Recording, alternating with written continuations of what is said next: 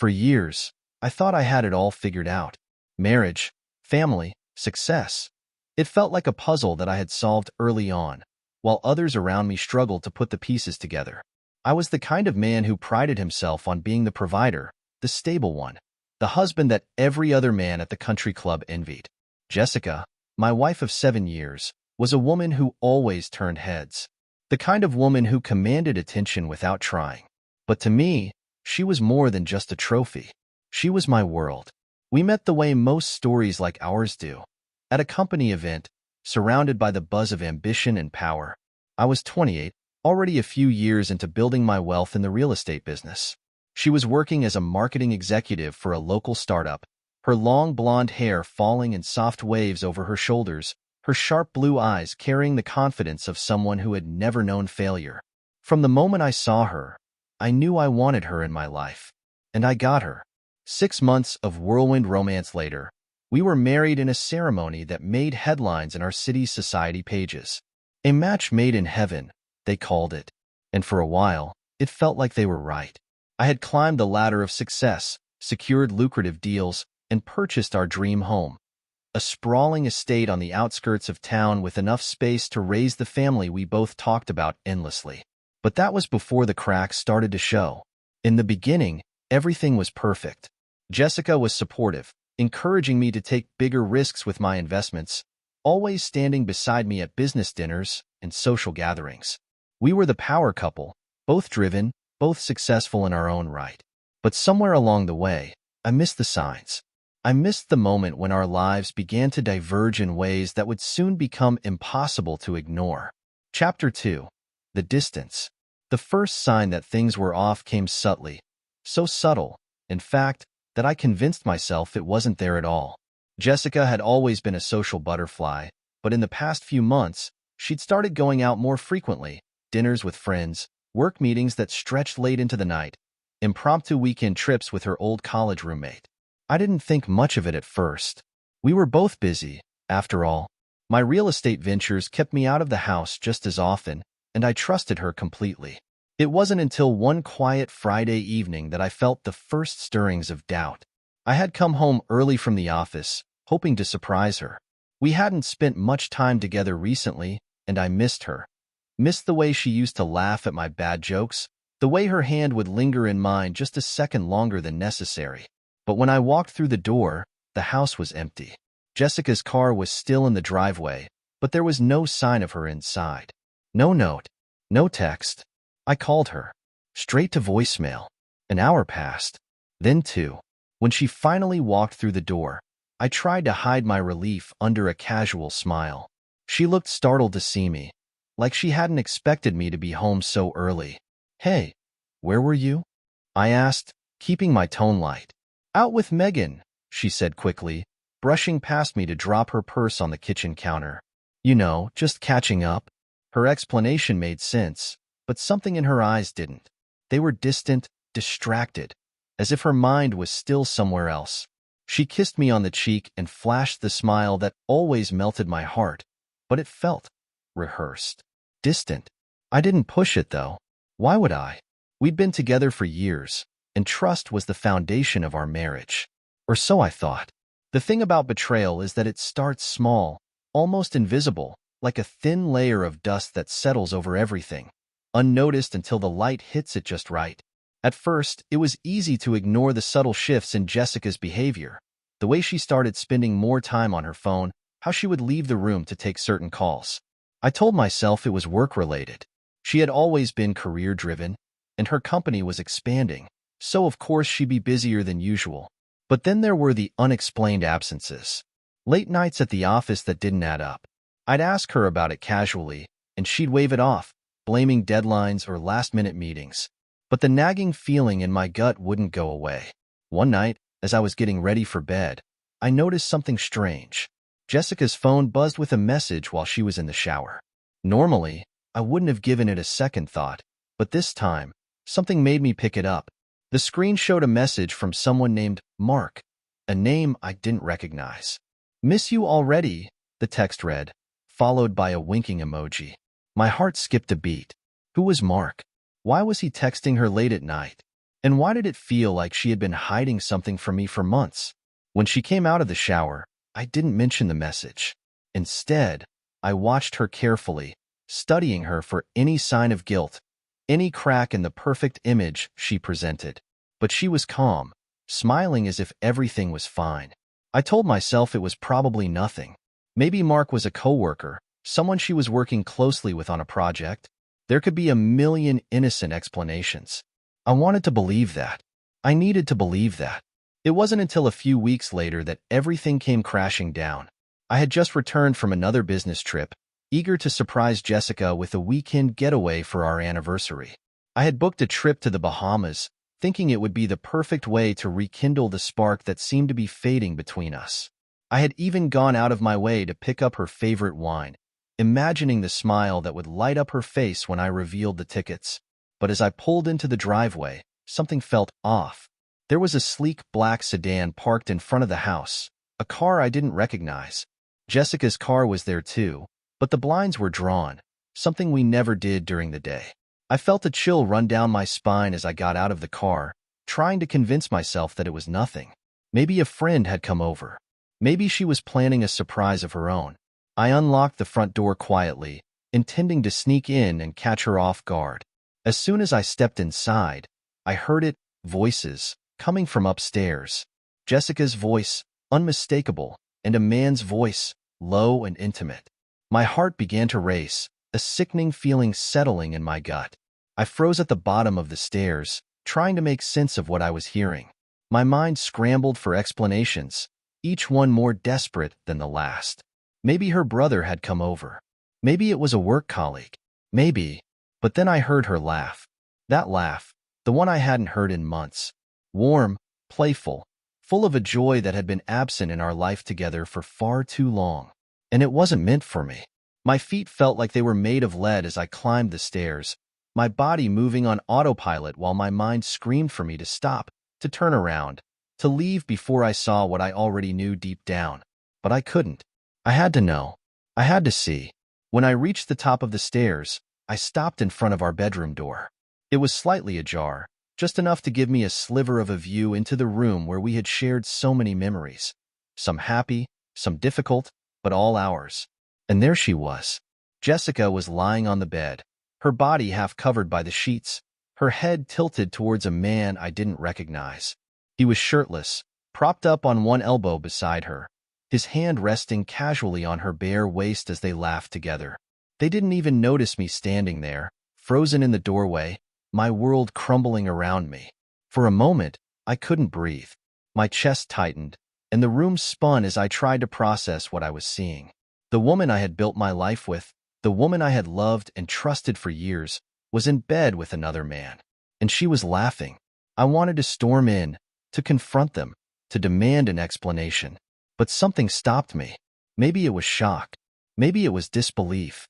Or maybe, deep down, I wasn't ready to face the full weight of the betrayal that was unfolding in front of me. Instead, I turned and walked out of the room, my legs trembling as I made my way down the stairs. I didn't make a sound. I didn't slam the door or yell. I just left. As I walked out of the house, I realized that everything I had built, everything I had believed in, was gone. The next few days passed in a blur. I checked into a hotel, ignoring the endless stream of texts and calls from Jessica. Each time her name popped up on my phone, it felt like a punch to the gut. I couldn't bring myself to talk to her. What was there to say? She had betrayed me in the worst possible way, and no amount of explanation could undo the damage. I replayed the scene over and over in my head, trying to make sense of it. How long had this been going on? Who was the man? What had I missed? The questions gnawed at me, keeping me awake at night, while the silence of the hotel room pressed in on me from all sides. Eventually, I knew I had to go back. I couldn't hide in that hotel room forever. So, after 3 days of avoiding reality, I packed my bag and drove back to the house. Jessica was waiting for me when I walked through the door. She looked different, tired, guilty, but her voice was steady as she spoke. "I'm sorry," she said quietly, her eyes searching mine for any sign of forgiveness. "I never meant for you to find out like this." The rage that had been simmering inside me for days finally boiled over. Find out like this? I repeated, my voice shaking. How long has this been going on, Jessica? How long have you been lying to me? She looked away, biting her lip as if trying to find the right words. But there were no right words. Not anymore. I don't know, she admitted. A few months. It just happened. It just happened? I felt my hands clenching into fists at my sides. You didn't accidentally end up in bed with someone else, Jessica. You made a choice. A choice to destroy everything we built together. She flinched at the accusation, tears welling up in her eyes. It wasn't like that. I still love you. It's just, I've been feeling disconnected. You've been so focused on work, and I needed something more. Something more? The words tasted bitter in my mouth. So you found it with him? Who is he, Jessica? Who's the guy you threw our marriage away for? Her silence was answer enough. I stared at her for a long moment, feeling the weight of her betrayal settle into my bones. I had spent years building a life with this woman, only to watch it crumble in a matter of minutes. I'm leaving, I said finally, my voice hollow, and I'm taking everything with me. She didn't stop me as I walked out the door. When I walked out of the house, I knew it wasn't over. Not by a long shot. I wasn't the type to scream, throw things, or even make grand gestures of anger. That wasn't me. Jessica expected me to blow up, maybe storm in and smash things, yell, or demand some emotional confrontation that would make her feel better about what she did. She would want a catharsis, an ending to tie up her guilt so she could move on. But I had no intention of giving her that. Not even close. This wasn't a relationship that was going to dissolve with a few harsh words and a signed divorce agreement. She had thrown away everything we had built, humiliated me in our own home, and for what? A fling with some guy she probably wouldn't even remember in a few years? No, this wasn't something I could just walk away from. The image of her, lying there with him, kept replaying in my head. It was seared into my memory, each detail sharper than the last. The way her eyes had lit up at him, the warmth in her laugh, things I hadn't seen in months, maybe years. And that's when I realized, the Jessica I had married was gone. She wasn't the woman I thought she was, and probably hadn't been for a long time. That hurt, more than I wanted to admit. It felt like she had died, and in a way, she had. The version of her that I had built my life around no longer existed, and I was left standing in the wreckage. But I wasn't going to stay in that wreckage. I pulled my car over into a random parking lot, the dull hum of the engine the only sound in the still night air. My mind raced as I gripped the steering wheel, knuckles white from the pressure. This wasn't just about betrayal. This was about dismantling everything she had taken for granted. She needed to understand the magnitude of her actions, and I was going to make sure she felt the full weight of her choices. The world she had chosen over our marriage was about to collapse, and I would be the one to set it in motion. The next morning, I woke up in a haze. My mind felt like it had been through a war, and in a way, it had. But as the fog cleared, a new sense of purpose took its place. I wasn't going to let this ruin me.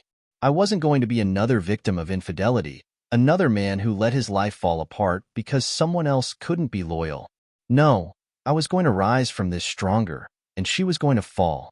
My first step was to ensure that when I left, I wasn't leaving empty-handed. I wasn't going to be the one kicked out of the house I paid for, the house that I had built with my own hands. I wasn't going to let her cozy up in that bedroom, laughing with another man while I was left on the outside. This was my home, and I wasn't giving it up. But I couldn't act recklessly. This wasn't the time for emotional decisions. I needed to be smart about it, calculated. First, I went to the bank. Our joint accounts? I cleaned them out. I transferred every cent into a private account she had no access to. The house was in my name, something she had never cared about, trusting me completely to handle the finances. That was her first mistake. Next, I contacted a lawyer. Not just any lawyer. Ruthless divorce attorney with a reputation for playing dirty. This wasn't about fairness. I didn't want half. I wanted everything, and I knew exactly how to get it. With the lawyer's guidance, we began preparing for the legal assault. I wasn't just going to divorce her. I was going to dismantle her life, piece by piece. For now, I stayed quiet. Jessica had no idea what was coming. I acted as if I was giving her space to think, letting her believe that I was simply too hurt to deal with her right now. She thought she had the upper hand. She was wrong. Over the next few weeks, I played my role well. I ignored Jessica's attempts to reach out. She texted, called, even left handwritten notes at the house. In them, she apologized, begged for my forgiveness, tried to explain how lost she had felt. Every message, every word she sent was another reminder of how far she had fallen from the woman I thought I knew. I stayed away from the house during that time, giving her the illusion that I needed space. In reality, I was preparing for my next move. I hired a private investigator to look into her and her new lover. I wanted to know everything. Who was he? How long had they been seeing each other? Was he married, too? Did he know he was about to become collateral damage in a war he had unwittingly joined? The investigator worked quickly, and within a week, I had all the answers. His name was Mark Peterson. He wasn't just some random guy Jessica had met in a bar. He was a colleague from her company. He worked in the same department, and they had been seeing each other for almost a year. A year. The anger I had buried deep inside me surged again, but I forced myself to stay calm. I needed to stay focused on the bigger picture. I wasn't going to confront her about Mark. Not yet. Confronting her would give her time to come up with excuses to turn the narrative in her favor. Instead, I used the information to build my case. I documented everything, the texts, the calls, the meetings. When we went to court, there wouldn't be any doubt about who had destroyed our marriage. But the court wasn't enough. I wanted more than just a divorce settlement. I wanted to tear her world apart. And that's when I came up with the plan. While the legal case was building in the background, I focused on dismantling Jessica's life from the inside out. Slowly, methodically. I wasn't just going to leave her. I was going to leave her with nothing. First, I cut her off financially. I shut down the credit cards, closed the joint bank accounts, and made sure that every cent of our savings was in my name. She didn't see it coming. At first, she tried to use her own money to keep up appearances, but soon enough, the reality hit her. The lavish lifestyle she had grown so used to.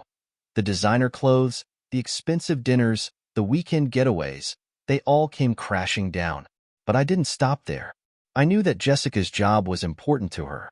It was a big part of her identity, one of the reasons she had caught Mark's attention in the first place. So I used my connections in the business world to slowly poison her professional reputation. I made a few well-placed phone calls, started a few rumors, and within a matter of weeks, she was on the verge of losing her position. It wasn't enough to destroy her completely, but it was enough to make her question everything she had worked for. Mark, her lover, wasn't spared either. He had no idea that I knew about him, but he was about to find out. I had the private investigator dig deeper into his life. It turned out he was married, with 2 kids. Perfect. I sent an anonymous package to his wife, filled with all the evidence I had gathered. Photos, texts, everything. I didn't stay to see the fallout, but I knew it would be catastrophic. Mark would lose his family, just like Jessica was losing hers. As for Jessica, she still had no idea what was coming. She continued to send me messages, trying to work things out, but I never responded. I was waiting for the right moment to deliver the final blow. The divorce proceedings began 3 months after I had caught her with Mark. By then, everything was in place.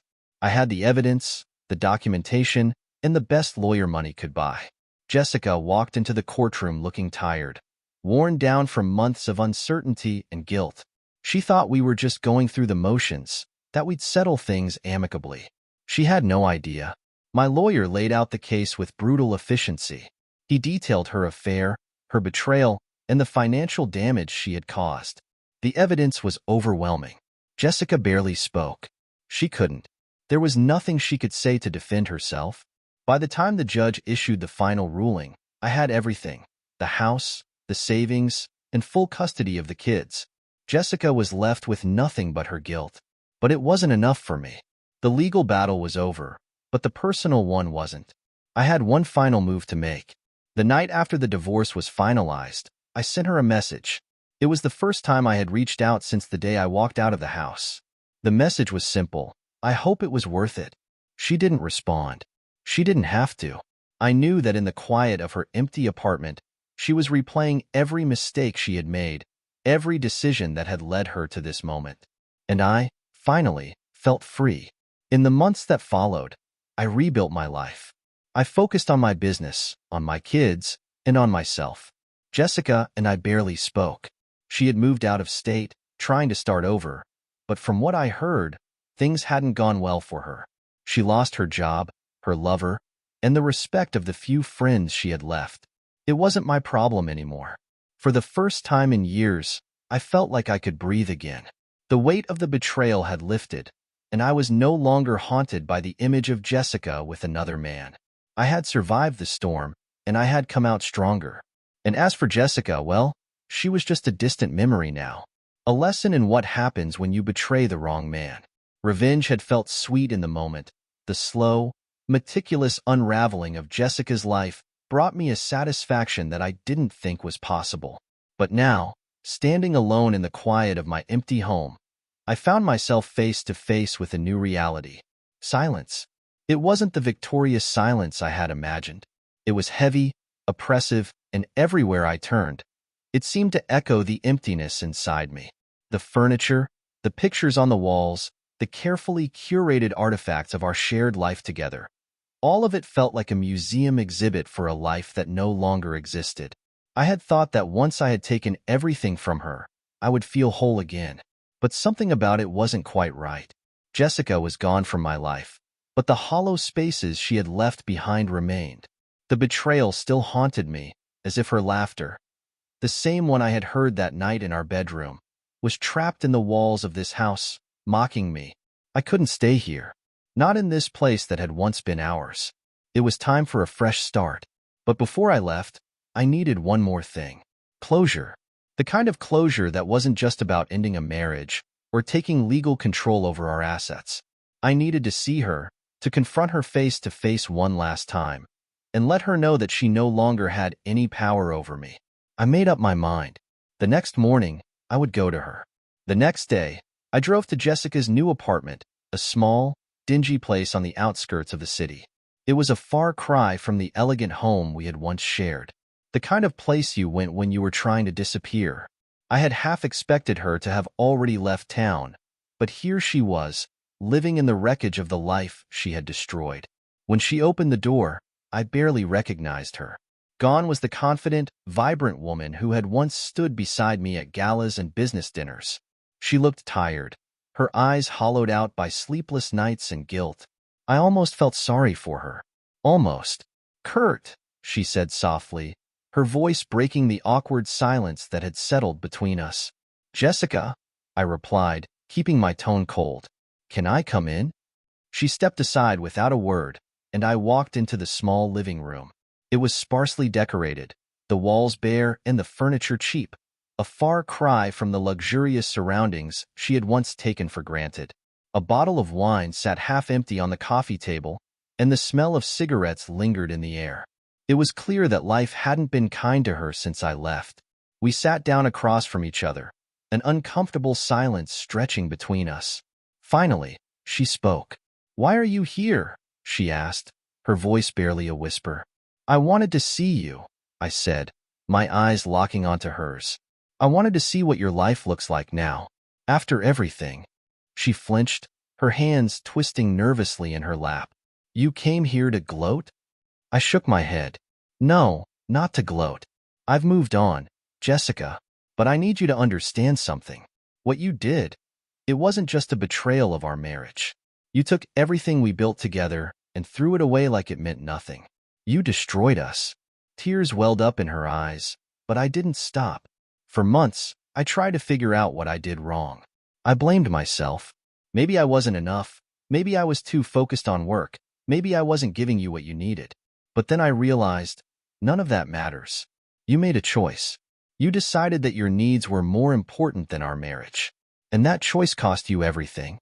She wiped her eyes, her voice trembling. "I'm sorry. I didn't mean for it to happen like this. I was lost." "Lost?" I let out a bitter laugh. "You weren't lost, Jessica. You were selfish. You didn't care about what we had, or the life we built. You cared about yourself. And now, you're alone. Just like you wanted. She opened her mouth to say something, but I cut her off. I'm not here for an apology. I'm not here for closure. I'm here to tell you that I'm done. You don't exist to me anymore. I'm leaving this city. I'm selling the house, and I'm starting over.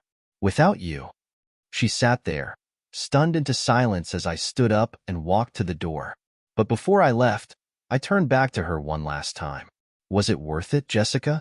Was he worth losing everything? She didn't answer. The silence that followed me out the door told me everything I needed to know. Leaving Jessica behind felt like shedding the last remnants of my old life. It was strange, driving through the city, knowing that I would never look back. Everything I had known, everything I had worked for, was now a memory. But in its place was something I hadn't expected: freedom. I had spent years living for someone else, building a life that I thought was perfect, only to watch it fall apart in the worst possible way. But now, as I drove toward the future, I realized that I had been given a second chance. A chance to rebuild, not just my life, but myself. The first step was selling the house. It was too full of ghosts, too heavy with memories of a life that no longer existed. I didn't need the money, but I needed the fresh start. Within weeks, the house was sold, and I found a new place. A sleek, modern condo in the heart of the city. It was smaller, more minimalist, but it was mine. A blank slate. My work became my focus. The real estate business had always been my passion, and now, without the weight of a broken marriage hanging over me, I threw myself into it with renewed energy. I closed deals, expanded my portfolio, and soon enough, I was back on top. But this time, I wasn't doing it for anyone else. I was doing it for me. Months passed. Life had returned to some semblance of normalcy, but there were still moments when the past crept up on me, quiet nights when I found myself thinking about what could have been. It wasn't that I missed Jessica, but there was a part of me that still couldn't let go of the betrayal. One evening, as I was sitting on the balcony of my new condo, sipping a glass of bourbon, I got a call that I never expected. It was Mark's wife. I hadn't heard anything about Mark since I had sent that anonymous package all those months ago. I assumed that his life had fallen apart, much like Jessica's. But now, as I listened to his wife's voice on the other end of the line, I realized that I had underestimated just how deep the damage had gone. "I wanted to thank you," she said, her voice steady but laced with pain, "for sending me the evidence. I had no idea what was going on, but when I got that package, it changed everything. I didn't know what to say. This wasn't the call I had expected. I divorced him," she continued, "took the kids, moved out of the state. But I needed you to know something. He's been trying to track you down. He knows you were behind it." My heart skipped a beat. I hadn't considered that Mark might come looking for me. I had assumed he would be too busy picking up the pieces of his life to bother with revenge. "He blames you for everything," she said, her voice now heavy with warning. "Be careful, Kurt. He's not the kind of man who lets things go easily." The next few weeks were filled with a sense of unease. Every time I left my condo, I found myself looking over my shoulder, scanning the faces of strangers, wondering if Mark was out there, watching. My paranoia began to grow, but I knew I couldn't live like this. I needed to confront the situation head-on, to deal with Mark once and for all. I wasn't going to be a victim, not again. I started by reaching out to my private investigator, the same one who had helped me gather evidence on Jessica and Mark's affair. I asked him to dig deeper into Mark's life, to find out where he was, what he was planning. It didn't take long for the investigator to come back with a troubling report. Mark had lost everything: his wife, his kids, his job. He had been spiraling for months, drinking heavily and lashing out at anyone who tried to help him.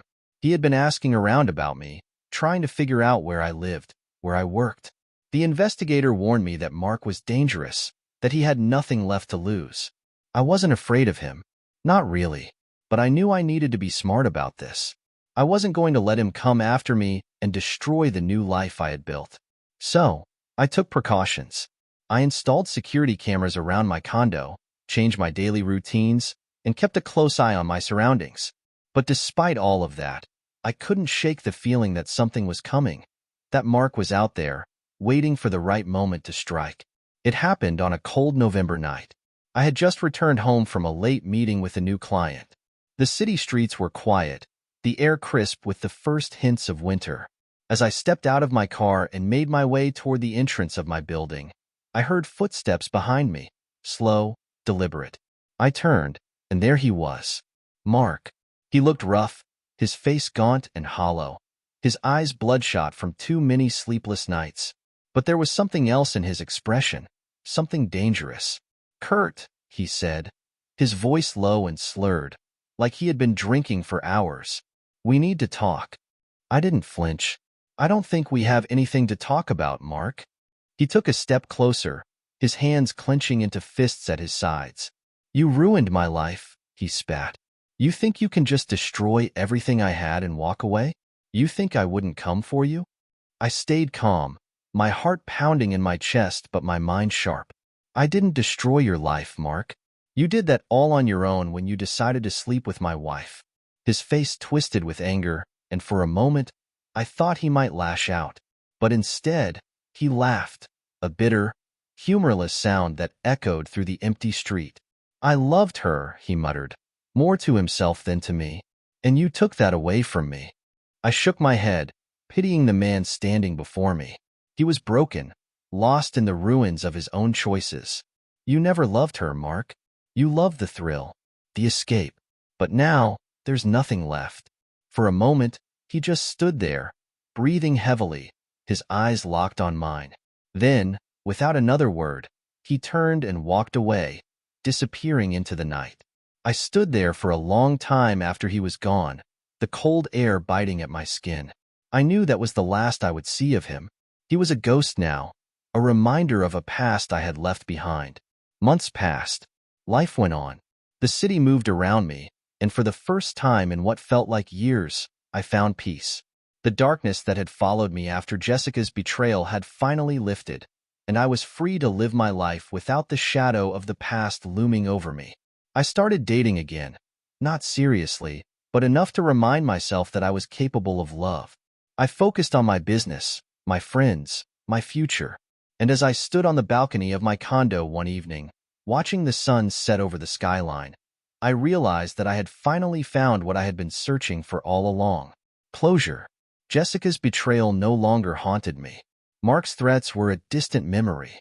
I had rebuilt my life, stronger and better than before.